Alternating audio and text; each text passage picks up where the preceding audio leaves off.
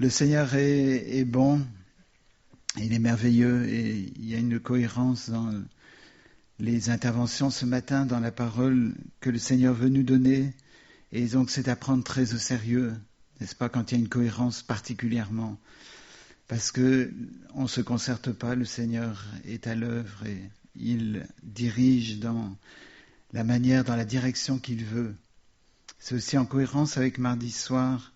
Si vous n'avez pas pu assister à l'étude biblique, eh bien vous pouvez la réécouter sur Ésaïe 66. Il y avait des choses, j'avais déjà commencé à préparer, donc j'ai pas triché là-dessus, n'est-ce pas, Michael? C'était déjà dans mon cœur de parler sur certains points. J'aimerais juste parler, le titre du message, c'est « Que ta volonté soit faite ». Que ta volonté soit faite. Faites F-A-I-T-E, pas F-E, accent circonflexe T-E, parce qu'il y a beaucoup de gens qui aiment bien que la volonté de Dieu, ce soit la fête. La prospérité, la guérison, la bénédiction, les choses en abondance. Et là, ils aiment le Seigneur si c'est comme ça. Et quand les épreuves sont là, ils sont très découragés, ils ne comprennent pas pourquoi leur modèle n'est pas concrétisé, n'est pas réalisé. Et j'aimerais donc, vous savez que ça se trouve que ta volonté soit faite, c'est dans le Notre Père évidemment. Vous savez où se trouve le Notre Père, j'espère. Si vous devez le chercher en vitesse, enfin normalement on l'apprend par cœur. Il se trouve bien sûr dans le Sermon sur la montagne, et le Sermon sur la montagne se lit en une seule fois. Il ne se lit pas un jour le chapitre 5 de Matthieu, le lendemain le chapitre 6 et le surlendemain le chapitre 7. Il se lit 5, 6, 7 ensemble, ça va ensemble. C'est un package, d'accord, ça va vraiment ensemble, on ne peut pas se séparer. Et c'est donc dans le chapitre 6 du Sermon sur la montagne où Jésus enseigne à prier. Et sa prière est extrêmement simple, extrêmement simple. Elle contraste probablement avec les paroles des pharisiens, les choses que les pharisiens pouvaient prononcer, pouvaient dire. Ça contraste beaucoup, parce que là, il y a une énorme simplicité, mais il y a une énorme profondeur. Je crois qu'il faudrait des semaines de prédication sur Notre Père, parce qu'il y a tellement de simplicité, mais tellement de profondeur dedans. Et quand il dit que ta volonté soit faite, c'est dans un contexte, c'est le contexte du chapitre 6 qu'on verra. Ça va ensemble aussi, d'accord, tout est cohérent avec le Saint-Esprit.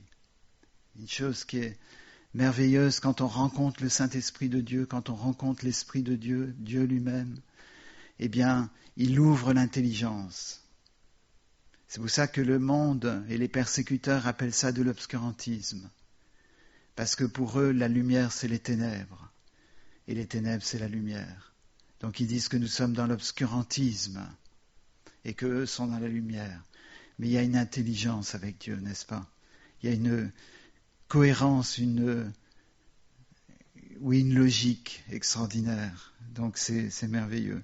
Et donc avec le chapitre 6, il y a que ta volonté soit faite vient très bien placé dans le chapitre 6, dans le contexte du chapitre 6. Mais j'aimerais le situer par rapport à une parole qu'a dite Thomas, un des disciples de Jésus, que les gens aiment bien citer parce qu'ils disent « je suis comme Saint Thomas ». Et ils disent Saint Thomas. Comme ça, ils disent, il y a au moins un saint qui me ressemble, ou je ressemble au moins à un saint. Mais en fait, malheureusement pour eux, Thomas n'était pas celui qui croyait. Ce n'était pas un homme qui juste croyait en ce qu'il voyait, n'est-ce pas? Il avait rencontré Jésus et il était interpellé par Jésus. Il était touché par la communion avec Jésus. Et il parlait assez facilement, je pense que c'est ça. Et dans Jean chapitre 14, c'est un chapitre sur le Saint-Esprit, l'annonce du Saint-Esprit. Dans Jean chapitre 14, Jésus lui dit, je vais aller vers mon Père, ou vous savez où je vais. Et Thomas lui dit, Seigneur, nous ne savons pas où tu vas, comment pouvons-nous en savoir le chemin? Parce que Jésus leur a dit, vous en connaissez le chemin.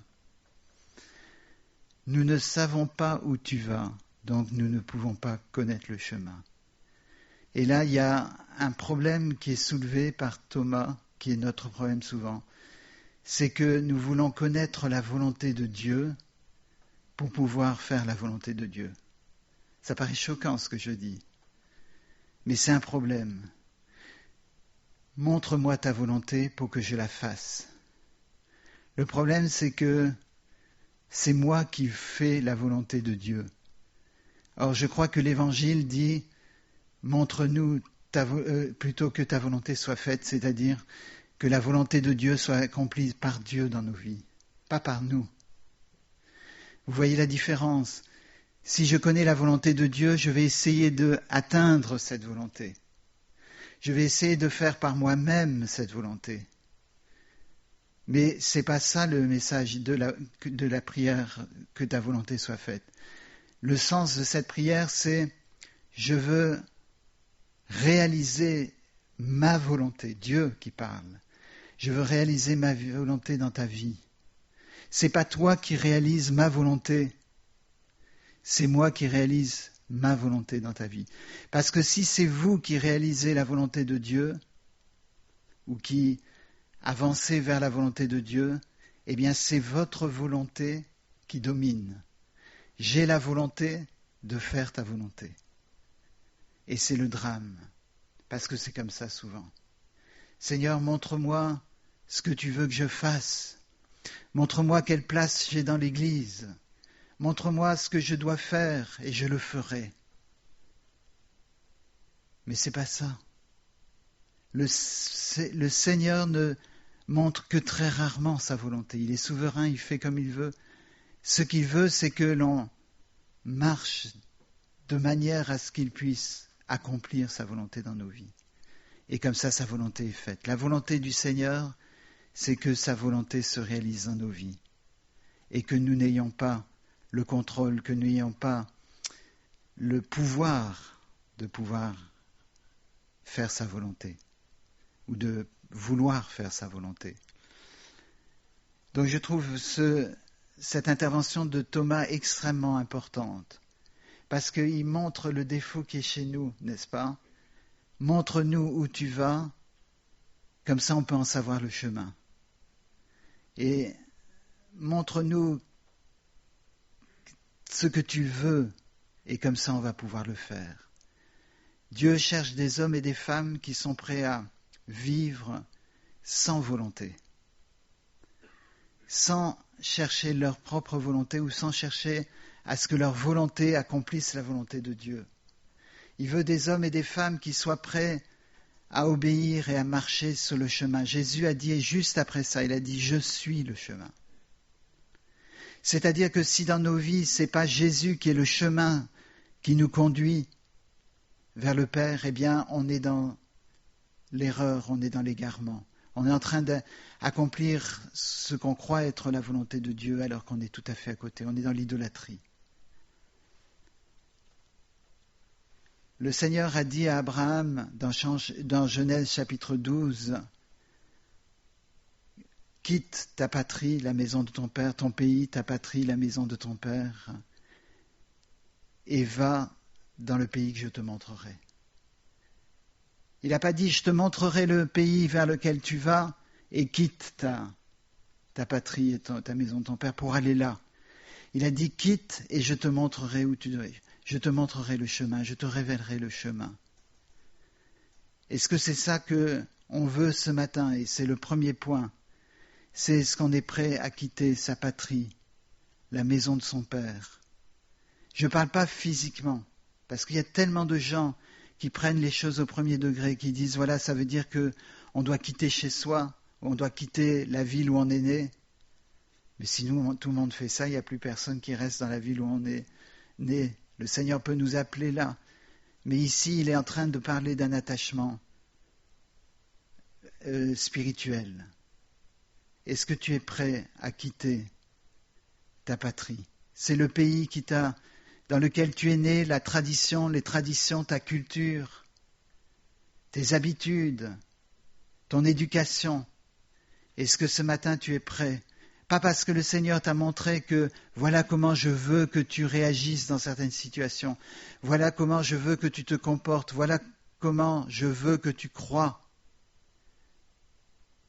Mais juste parce que je te dis de quitter ton pays, ta patrie, alors est-ce que tu es prêt à obéir? Est-ce que tu es prêt ce matin à te lever et à dire, Seigneur, je veux renoncer à ma culture, mes habitudes, mes traditions, mon éducation? Peut-être vous allez me dire, mais mon éducation était très bonne. Pour moi qui étais fils de pasteur, j'ai été enseigné avant ma naissance dans le bon chemin, n'est-ce pas? Mais je vous assure qu'on a besoin de repentance.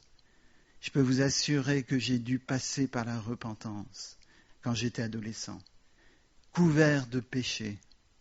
Pas besoin d'être élevé avec une mauvaise éducation pour être couvert de péché. Quand le Saint-Esprit a mis le doigt sur ma situation et ma vie, j'ai pris conscience de mon péché, de ma misère. On a besoin d'être délivré de notre bonne éducation. On a le besoin d'être délivré de toutes nos habitudes qui sont bonnes. Ça ne veut pas dire qu'on doit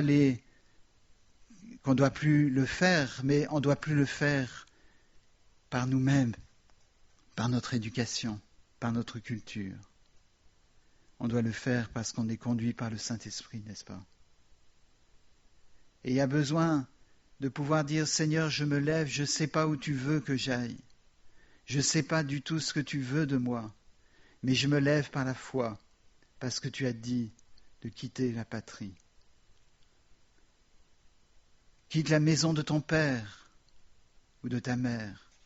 Tu as besoin de pouvoir obéir à ça. Pas pour que Dieu te montre, mais je veux que tu ailles là, à cet endroit-là. Dieu te montrera probablement pas où tu devras aller. Il te dira juste, lève-toi et va, là où je te montrerai. Sinon, il n'y a pas de foi.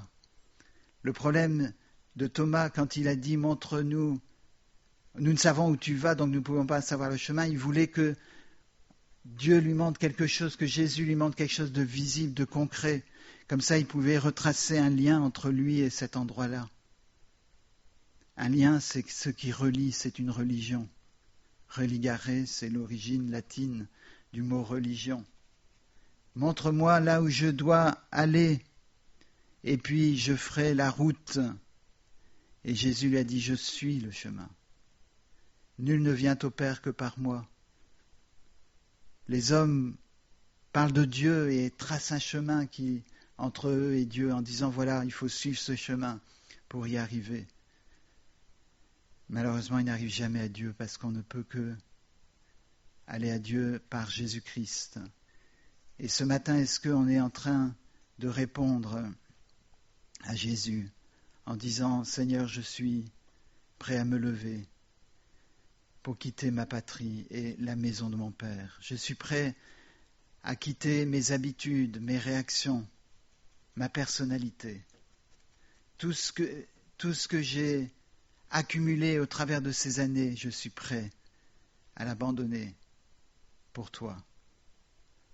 Vous savez, au plus que vous avez accumulé des choses, de la culture, du contrôle de vos comportements, du contrôle de votre vie sociale, eh bien au plus que c'est difficile de l'abandonner. Mais le Seigneur demande ça ce matin, sans savoir où ça va vous mener, mais parce que c'est sa parole, et parce que sa parole est sainte. Est-ce qu'on est prêt ce matin à le faire? Est-ce qu'on est prêt à renoncer à tout ce qu'on a cru être bon? Vous savez, il y a des gens qui vivent, le Seigneur touche leur vie, et parce qu'ils obéissent à la foi, ils commencent à prier beaucoup chez eux, à méditer la parole de Dieu. Et ça, c'est le Seigneur qui intervient dans leur vie, qui fait une œuvre véritable. Et ensuite, ça devient une habitude. Et l'esprit est perdu. La coutume, le moment de lecture de la Bible, le moment de prière reste, mais l'esprit qui était le moteur a disparu. Parce que, après un certain temps, les gens pensent, voilà, c'est parce que je suis comme ça, C'est parce que je prie, n'est-ce pas, quand on entend tellement de gens qui disent « Ah, mais justement, j'ai prié pour toi, tu as eu une bénédiction, c'est normal, j'ai prié pour toi. » Comme si c'était la prière qui faisait que Dieu exauçait. Si c'est la prière qui fait que Dieu exauce, alors on est dans l'idolâtrie si on croit ça. Parce que Dieu répond aux prières parce qu'il est Dieu, pas parce qu'on a prié. Il demande à ce qu'on prie. Mais ce n'est pas parce qu'on a prié que la personne est guérie. Ce n'est pas parce qu'on a prié que la personne est bénie ou que la personne a été aidée dans une situation particulière. C'est parce que Dieu a agi. Et c'est important, mais on est toujours en train de croire que c'est parce qu'on a fait quelque chose. C'est parce qu'on a construit quelque chose. C'est parce qu'on a choisi un chemin qui nous mène à Dieu, à la volonté de Dieu. Mais ce n'est pas le cas. Alors est-ce qu'on est prêt à dire au Seigneur, je ne veux plus prier de la même façon? Je n'ai pas dit que je ne veux plus prier parce que c'est un ordre du Seigneur. Mais je ne veux plus prier de la même façon. Je veux que ma prière, ce soit Jésus. Et que je puisse avoir une rencontre avec le Saint-Esprit qui soit nouvelle, de sorte à ce que l'Esprit de Dieu agisse quand je prie, et que ce soit sa volonté qui se manifeste lorsque je prie, mais lorsque je suis aussi au travail, lorsque je suis dans des difficultés, lorsque je suis dans les épreuves, et quand je suis aussi dans les situations optimales, où il y a tout qui semble bien aller. Est-ce qu'on est prêt à ce que ce soit ça qui se réalise dans nos vies, et pas notre volonté qui accepte que la volonté de Dieu soit faite? Quand Abraham a entendu la voix du Seigneur qui lui parlait, il a obéi. Il s'est levé et il est parti avec sa famille. Il ne savait pas où il allait. C'est extraordinaire ça. Je me lève, je prépare. Les voisins devaient dire, mais où vous allez, mais qu'est-ce que vous faites? Ben on s'en va. Vous allez où? On ne sait pas. Pour quelqu'un qui était implanté, n'est-ce pas, qui avait des richesses, qui avait des troupeaux, ça devait être extrêmement difficile. Mais Dieu a constamment demandé à Abraham de faire cela. Constamment. Il a dû renoncer à des choses qui étaient très difficiles pour lui. Mais il n'a pas commencé à négocier autant qu'on sache avec Dieu là-dessus, il a obéi. Il a obéi aussi quand Dieu lui a demandé la chose la plus impossible, d'offrir son fils Isaac. Il a obéi. L'enfant a dit sur la route, mais l'enfant était extraordinaire. Parce qu'il y a tellement d'adolescents qui auraient dit, mais où est-ce qu'on va? Mais explique-moi, dis-moi d'abord où on va, et puis explique-moi tout, et je vais voir si je veux bien aller avec toi. L'enfant a suivi. Et c'est seulement en approchant du lieu du sacrifice que l'enfant a dit, mais nous n'avons pas l'animal pour le sacrifice. Mais il avait eu un père, il avait eu une mère qui vivait dans l'obéissance à Dieu, sans savoir, sans voir vers où ils allaient. Est-ce que Dieu est là où Dieu allait les conduire? Il avait vu son père et sa mère vivre comme ça. Et donc lui aussi avait cette même attitude. Mais il y a un moment où Abraham n'a pas obéi, ou n'a pas fonctionné de la même façon. Dieu ne lui a pas reproché. Dieu n'a pas été dur envers lui parce qu'il savait que c'était un homme de Dieu et que sa femme était une femme de Dieu qui marchait par la foi. Mais lorsque Dieu lui a promis d'être le père d'une multitude de nations, alors qu'il était âgé, il n'avait pas d'enfant. Il a pensé, il faut que j'accomplisse la volonté de Dieu. La volonté de Dieu, c'est que je sois le père d'un grand peuple. Or, ce n'est pas possible. Donc il faut que j'accomplisse sa volonté, il faut que je fasse ce que Dieu veut. Et donc, il est allé vers Agar, ce qu'il n'aurait pas dû faire. Et il a eu Ismaël. Et Seigneur ne lui a pas reproché ça. Ce n'était pas la volonté de Dieu, c'est quelque chose qui était contraire à ce que Dieu voulait. Et Dieu n'avait pas besoin de ce coup de pouce pour faire sa volonté. Il savait qu'il allait donner Isaac, et c'est resté Isaac, l'enfant de la promesse, l'enfant que Dieu avait prévu pour Sarah, qui est devenu le symbole de Jésus-Christ. Mais voilà l'obéissance d'Abraham dans toute sa vie avait fait de lui un modèle, une référence. Même si ça a été dur pour lui à ce moment-là de faire confiance que le Seigneur pouvait réaliser ce qu'il promettait de manière parfaite. Va dans le pays que je te montrerai. Va sur le chemin qu'est Jésus-Christ et il te montrera le chemin.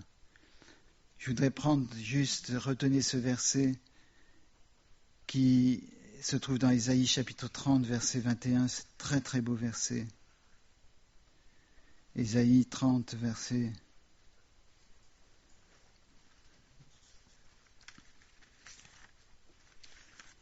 21.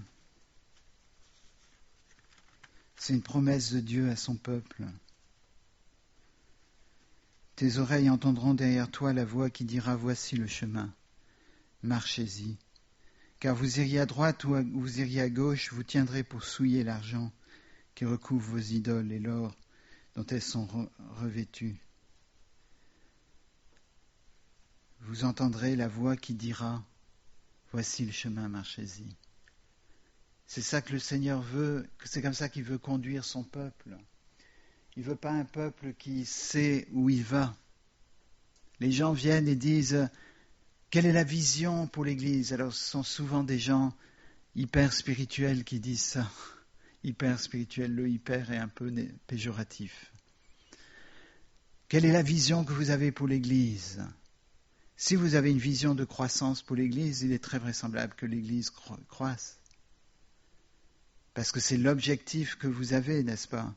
Comme dans une entreprise, on a un objectif de productivité. Mais la question n'est pas celle-là. La question est, Seigneur, nous sommes là pour te servir. Nous sommes là pour obéir, pour quitter ce qu'on doit quitter et pour marcher sur ce chemin qui nous mène vers ce qu'on ne connaît pas réellement. Mais tu es le chemin. Et quand nous sommes sur ton chemin, nous sommes en Jésus, nous connaissons le Père, parce que nous te connaissons. Voyez, tu entendras la voix qui te dira, voici le chemin, marchez-y. C'est pas qu'on entend des voix, c'est qu'on entend la voix du Seigneur. Et dans Jean chapitre 10, il est dit que les brebis entendent sa voix, ces brebis entendent sa voix et elles le suivent. Est-ce que ce matin, on est prêt à suivre ce chemin, à marcher dans cette voie qu'est Jésus-Christ ? Et c'est lui qui nous conduit, n'est-ce pas ? Et pas nous qui décidons de nous laisser conduire.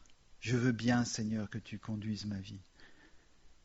Tu me dis où tu veux aller et puis j'irai là où tu veux aller. Je ferai ce que tu veux que je fasse. C'est pas ça du tout. L'apôtre Paul compare l'Église à un corps. Je vous rappelle qu'il y a les liens étroits entre Sarah et l'Église, puisque la Jérusalem céleste, nous est dit dans Galates, c'est représenté par Sarah, n'est-ce pas ? La mère de l'enfant de la promesse. Eh bien, le corps, la nouvelle Jérusalem, le corps de Christ, doit fonctionner avec des cellules qui ne savent pas quelle est leur fonction.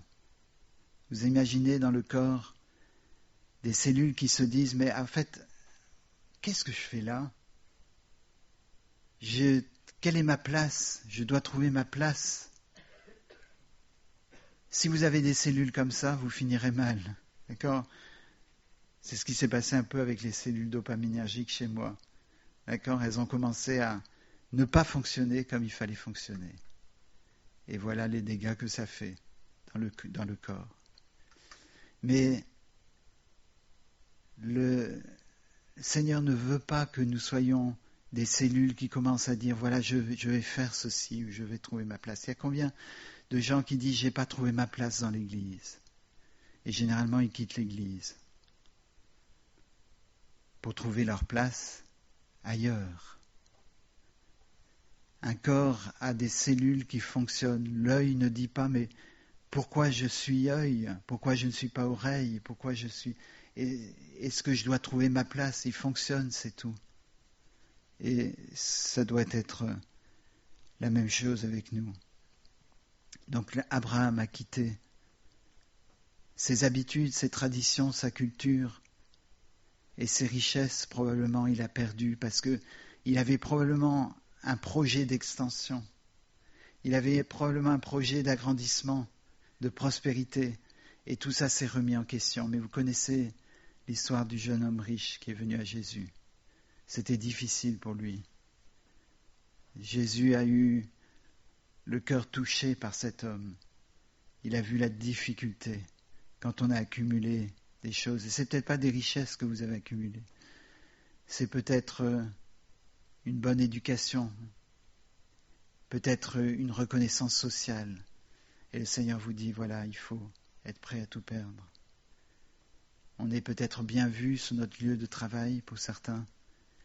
Et le Seigneur nous dit, est-ce que tu es prêt à être persécuté? Parce que le monde va se tourner inévitablement, comme il a été dit pour les Huguenots. Le monde tel qu'il évolue va se tourner inévitablement contre les vrais chrétiens. Et les vrais chrétiens ne vont pas mourir en martyrs d'une manière à ce que les gens disent « Oh là, c'est terrible, c'est des innocents ». Le peuple criera qu'on les supprime, qu'on les extermine, ce sont des parasites. Vous n'aurez pas l'honneur des hommes, mais est-ce qu'on est prêt à avoir l'honneur de Dieu juste en obéissant? Que Dieu nous garde en ça et que Dieu nous aide.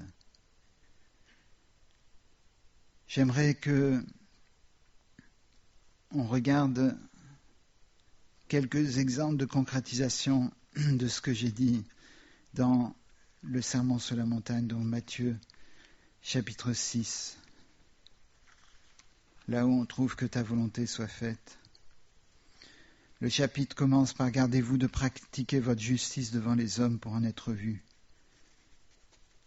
C'est la même chose que ce qu'on vient de dire. Est-ce que je pratique des œuvres pour pouvoir faire la volonté du Père? C'est Matthieu chapitre 6, verset 1. Est-ce que je fais ça parce qu'en faisant ça, j'obéis, parce qu'en faisant ça, je suis un bon chrétien, une bonne chrétienne? Est-ce que je fais ça pour des principes, pour des récompenses personnelles, pour avoir un sentiment de bien-être? Quand tu fais l'aumône au chapitre 2, est-ce que c'est parce que ça te fait du bien? Tu as l'impression d'être quelqu'un de généreux, d'être quelqu'un qui donne aux pauvres comme Jésus a demandé? Ou est-ce que tu le fais juste parce que ton esprit, l'Esprit de Dieu à l'intérieur a touché ton cœur et t'a dit de le faire? Il t'a montré le chemin qu'il était lui-même et comme lui-même donner sa vie pour les autres. Est-ce que c'est dans cet esprit-là que tu réalises les choses qui plaisent à Dieu? Ou est-ce qu'il y a un autre objectif? Il y a beaucoup de gens qui, pour être des bons chrétiens, pour être bien intérieurement, avoir le sentiment d'être un bon chrétien, ils font des œuvres comme ça. Ils passent du temps avec Dieu, font de l'aumône, font des longues prières. Mais c'est pas ça qui va vous approcher de Dieu. Ce qui nous approche de Dieu, c'est le fait de marcher en Jésus-Christ. Donc ici, il est question de l'aumône et il est question de la prière, n'est-ce pas, au verset 5 aussi, ne soyez pas comme des hypocrites. des gens qui aiment prier pour être vus, ou qui aiment bien dire, voilà, j'ai prié pour toi, c'est normal que Dieu t'ait exaucé, parce qu'il fait ma volonté. Et en fait, c'est ça le cœur. On ne dit pas parce que Dieu fait ma volonté, mais c'est ça l'attitude. Et on est dans l'idolâtrie, on est dans des abominations parfois, où on pense que c'est Dieu qui soumet sa volonté à la nôtre. En priant, ne multipliez, ça c'est le verset 7, en priant, ne multipliez pas les vaines paroles comme les païens. Et c'est là où il va annoncer le Notre Père, qui est la parole la plus multipliée vainement dans le monde. C'est ça la folie des hommes, n'est-ce pas?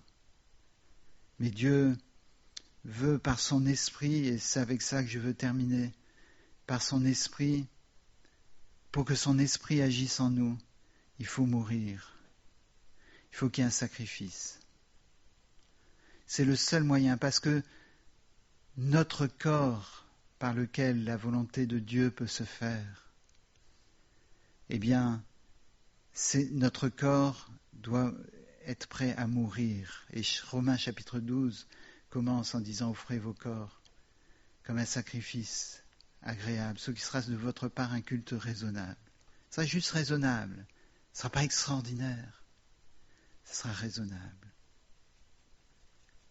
Est-ce que ce matin, on est prêt à ce que notre corps meure pour que l'Esprit de Dieu puisse agir au travers de Jésus-Christ en nous? Parce que c'est ça qu'il est question. La volonté de Dieu peut se faire que par Jésus-Christ. Il est le chemin, le seul chemin qui mène au Père. Donc la volonté de Dieu peut se réaliser que par Jésus-Christ. Le problème, c'est qu'il y a moi. Donc il faut que Jésus-Christ meure ou que moi je meure. Donc Jésus-Christ a accepté de mourir pour que moi je puisse mourir. Et être comme Romains 6 le dit au début du chapitre, nous mourrons avec Christ pour être une même plante, ressuscité en une même plante avec Christ. Ce n'est plus moi qui vis, disait l'apôtre Paul, c'est Christ qui vit en moi. Il a dit, je suis crucifié au monde comme le monde est crucifié à moi. Est-ce qu'on est prêt à ce qu'on meure, toute notre personnalité meure, pour pouvoir ressusciter en Christ et pour pouvoir vivre la Pentecôte, où le Saint-Esprit descend et utilise le corps de manière à ce que les hommes et les femmes commencent à agir selon la volonté de Dieu et commencent à pouvoir pratiquer pour la première fois la volonté de Dieu. Et c'est ça qui parle au monde. Mais comme Jésus a été ce modèle de l'Esprit de Dieu qui agissait dans sa vie, il a accompli la volonté du Père. Il a dit, quand il est rentré dans le monde, il a dit, c'est Hébreux 10 qui nous dit ça, tu m'as donné un corps afin que je fasse ta volonté, afin de faire ta volonté. L'Esprit de Dieu agissait au travers de Jésus, et Jésus n'est plus là sur la terre. Donc l'Esprit de Dieu veut agir au travers des hommes et des femmes qui sont prêts à se lever et à dire, Seigneur, je suis prêt maintenant à ce que l'Esprit de Dieu m'amène là où je ne voulais pas aller. C'est ce que Jésus a dit à Pierre. On t'amènera là où tu ne veux pas. Mais Pierre, transformé par le Saint-Esprit à la Pentecôte, était prêt. Quand Jésus allait être crucifié, il n'était pas prêt, mais il disait, je suis prêt, Seigneur, à aller jusqu'à la mort. Mais il n'était pas prêt. Parce que c'était lui, si c'est la mort que tu veux, alors j'irai. Si c'est ta volonté, je ferai ta volonté. Jésus lui a montré qu'il n'était pas prêt. Mais à la Pentecôte, il n'a pas dit « je suis prêt », mais il était prêt. Il était prêt à mourir pour Christ. Il était prêt à ce que le Saint-Esprit agisse au travers de son corps, pour qu'il ne sache pas où il va aller, mais il sait que c'est l'Esprit de Dieu qui dirige. Le vent, on ne sait pas d'où il vient ni où il va. Ainsi en est-il de tout homme qui est née de l'Esprit de Dieu, toute femme qui est née de l'Esprit de Dieu. On ne sait pas où ils vont. Ils ne savent pas eux-mêmes, mais ils savent que l'Esprit de Dieu les conduira. Ce matin, c'est l'occasion pour nous de demander au Seigneur de vraiment agir dans nos vies, pour que tout cet ego, ce moi, ce corps, vous savez que le corps, le regard centré sur le corps, qui est omniprésent dans notre société actuelle, ça remonte au Jardin d'Éden, ça remonte au péché. Quand l'homme et la femme ont péché, leurs yeux s'ouvrirent et ils virent qu'ils étaient nus. Le diable essaie de tourner vers le corps, le centrer vers le corps, vers notre corps physique. Parce qu'il ne veut pas qu'on regarde vers le corps de Christ, qui est l'Église. Mais Jésus a dit, prenez ce pain, ceci est mon corps. Il a donné son corps, il a donné sa vie pour nous sauver, pour qu'on puisse comprendre et pour qu'on puisse recevoir le Saint-Esprit. Ainsi, à cause de la mort et la résurrection de Jésus, le Saint-Esprit était libéré pour nous, afin qu'on puisse être le canal au travers duquel le Saint-Esprit se manifeste. Comme je dis souvent, si vous allez dans le monde en disant, voilà, à quelqu'un, il faut suivre Jésus, c'est lui la vérité, le chemin et la vie, ils vont dire, oui, mais j'ai entendu d'autres qui disaient que c'était eux qui avaient la vérité, etc.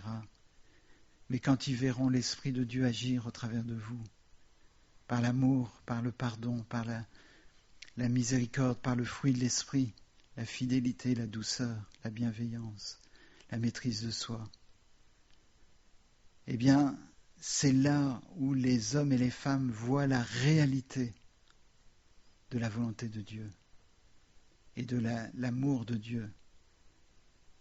Mais est-ce qu'on est prêt à ça? Et on ne doit pas le prendre à la légère, on ne doit pas dire « Seigneur, oui, tu sais, je suis prêt ». Parce que ça, c'est le discours de Pierre au moment de la crucifixion de Jésus ou avant la crucifixion. Mais est-ce qu'on dit « Seigneur, je voudrais être prêt ». Et je suis prêt à renoncer à tout ce qui est moi, tout ce qui est ma patrie, tout ce qui est la maison de mon Père, tout ce qui est ma situation, tout ce qui est de mon raisonnement théologique. Je suis prêt à renoncer pour que l'Esprit de Dieu agisse à travers de moi.